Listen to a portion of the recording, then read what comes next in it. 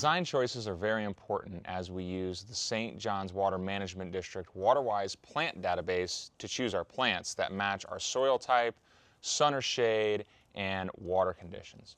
We must also consider the size of the plants. For our space, we used easy and basic design principles of first finding out what plants will thrive in these conditions, but also fit our aesthetic needs. Using geometry is an easy technique to make a bed.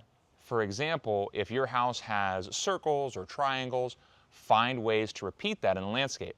For our simple design bed, a low, straight hedge was a great fit, and then we used exotics to accent the pillars on the patio.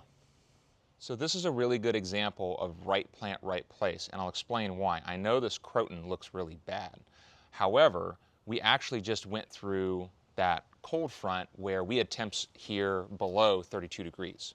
Now, there's tricks, and this is part of incorporating into talking to a professional and making sure you have someone who has certifications, who knows what they're talking about.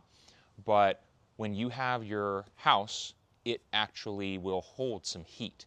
And so having the croton up close to the house, it's the right plant for the right place, because I did not have to come out here and cover it with blankets and do a bunch of extra work for me. This went right through the below freezing temps, but because it's in the right location, it's coming right back as we get into spring, and I'm going to have a beautiful plant this summer. On that same note, our dwarf podocarpus needed no cold protection whatsoever, and we should see a flush coming this spring. These are very compatible plants in terms of growth, water needs, and cold hardy conditions. That makes my life easier, saves me money, and I won't be replacing these year after year.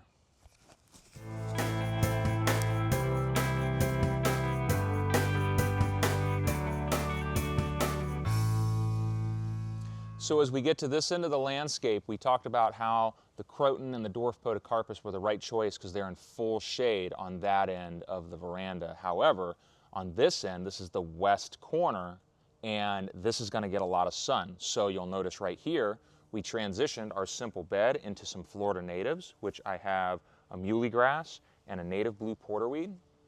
But the great thing about that croton is it's going to be able to handle that little bit of extra sun. It's aligned with our pillar, which matches our design, and this is a really easy, simple solution to make sure that we have a well thought out landscape that's going to look good throughout most of the year.